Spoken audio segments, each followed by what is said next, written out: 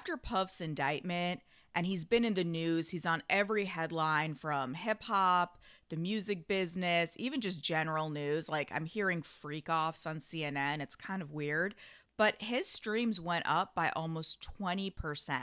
So that means that instead of him being canceled, people not wanting to listen to his music, muting Diddy, for lack of a better term, people are listening to him even more. Of course, some of this is probably just curiosity. I'm sure there's a lot of people out there who either have never heard of Puff. I don't know who these people are, probably younger people, maybe people living under a rock, or you just haven't visited his discography in a while. So when you keep hearing this name over and over, it is kind of natural to want to go back into the catalog. Oh, wait, he did that song. Oh, yeah, I forgot that song. So I think some of it could just be research or curiosity or people wanting to go back and relive some nostalgia. I do think that this is a bigger conversation about how do we deal with these artists, these problematic artists, artists who have charges against them, might even have convictions against them, and how do we, not just as a music business, but as fans, handle their music. You gotta remember, there was a time that Puff, I still call him Puff because, that's the era that I came up in. There was a time that Puff was ubiquitous in the music business. This is a man who started his career at Uptown Records, and he had a hand in people like Mary J. Blige's career, Jodeci's career. Then fast forward, he goes to Bad Boy. He's working either as a producer, executive producer, sometimes just throwing in the ad libs like the take that, whether it's Biggie Smalls, Craig Mack, Faith Evans, 112, Carl Thomas, the list goes on and on and on. Not just that, but once Puff became a solo artist under the moniker Puff Daddy, there was a time he was dominating the charts. A lot of you might be too young to remember, but that summer of like 97 going into 98, it was the Bad Boy era.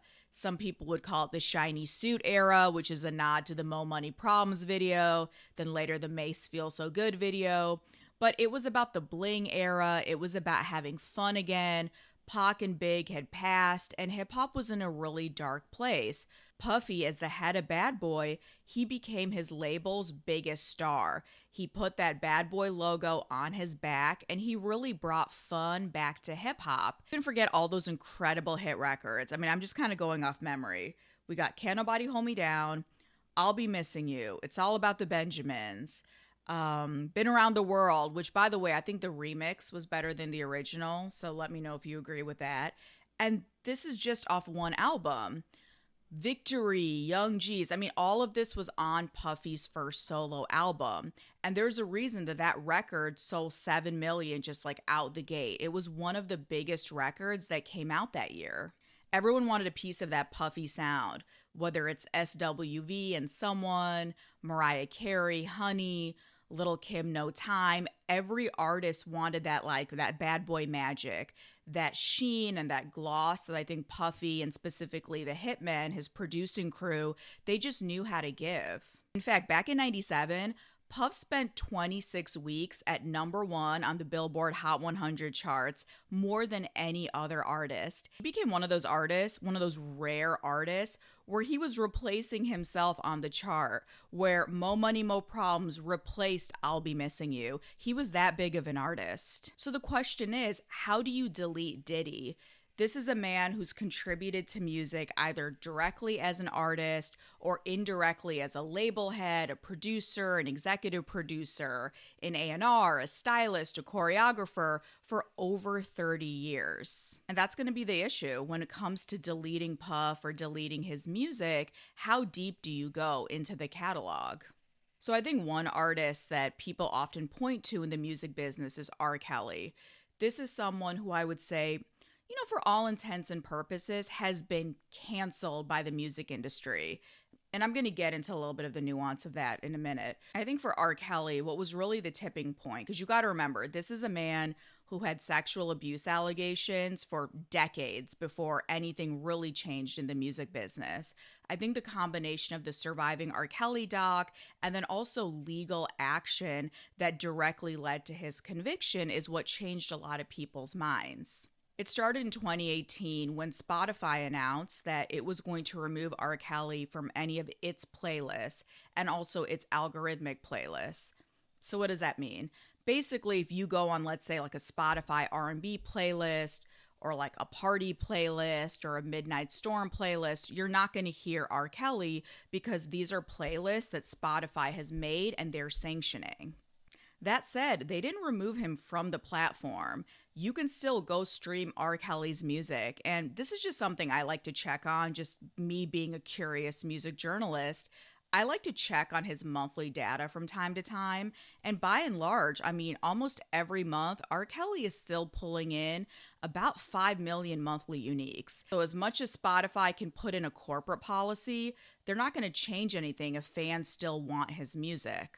In the case of R. Kelly, he also was dropped by his record label, Sony, as well as his publisher, Universal Publishing Group. So this is a big statement for a corporation to say, we are not currently working with you. Now, before we make any judgment, we got to remember, R. Kelly's back catalog is still being monetized by all of these entities. So all of the hit records, I Believe I Could Fly, Ignition Remix, Bump and Grind, Step in the Name of Love, as people are streaming and consuming that content, which, as we just established, they are, these companies are still able to monetize that. So they may not be putting out new R. Kelly records, but they're certainly still cashing in on all of the old stuff.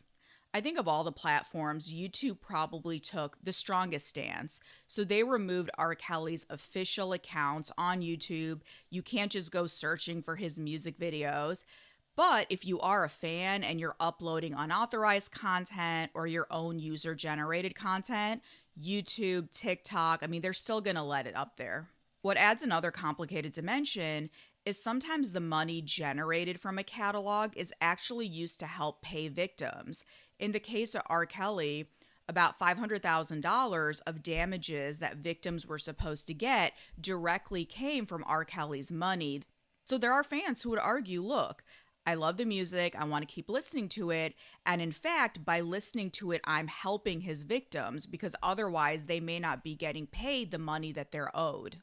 And I'm going to be honest, I've talked to a lot of people just like in life, like in the music industry, general fans, and I asked them, how do you feel about R. Kelly's music?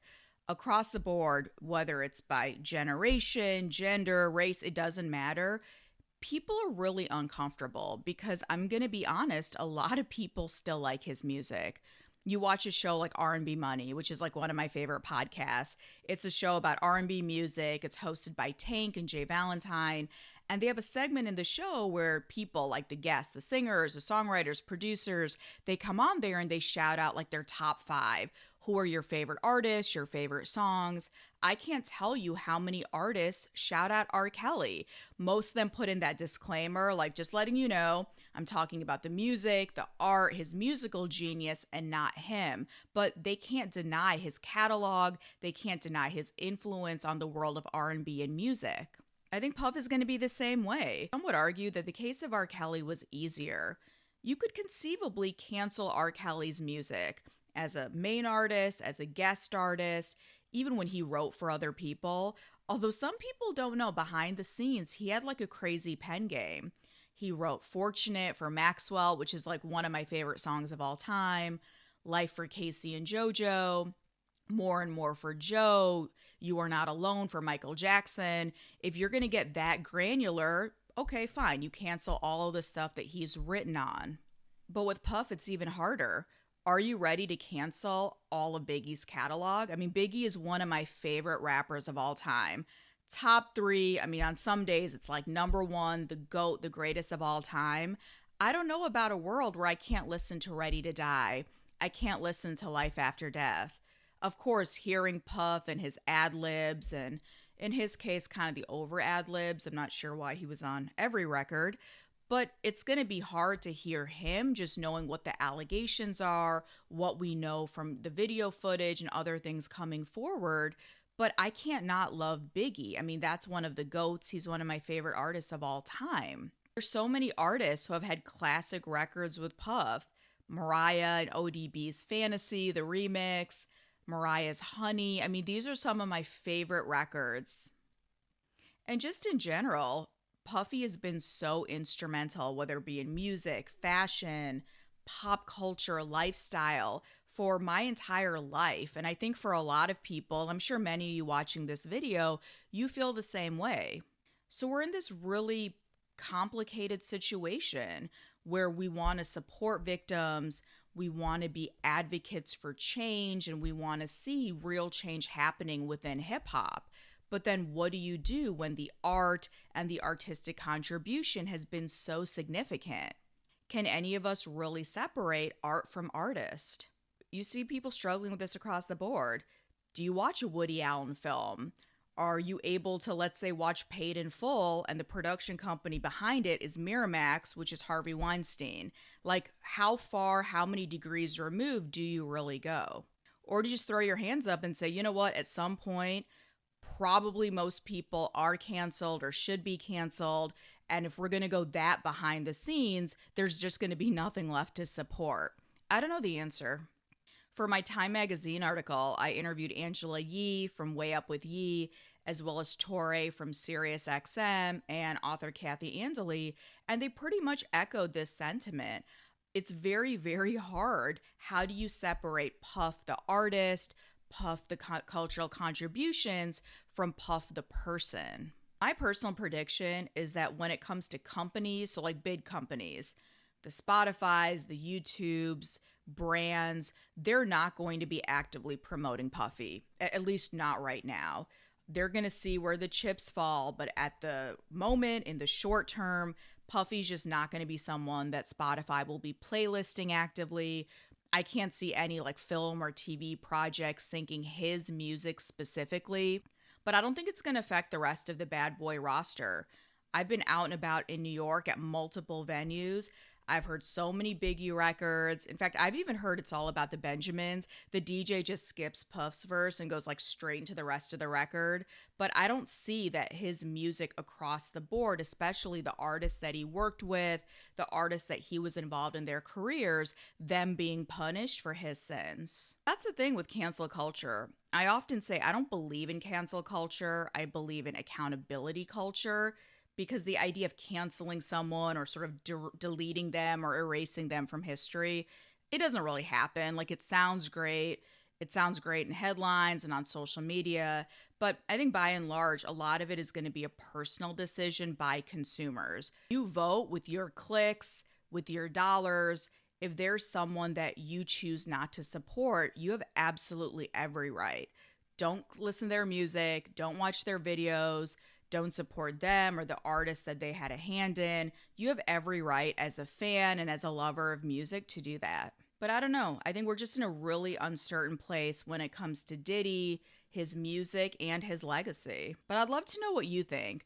Are you planning on deleting Diddy? Have you gone through your playlists and deleted all of the Bad Boy records? Are there some artists that are exceptions? Sort of like how I feel with Biggie. I don't feel like I could ever cancel Biggie because he is one of the GOATs and one of my faves. But I would love to know your thoughts in the comments. How do you feel about what's going on with Diddy?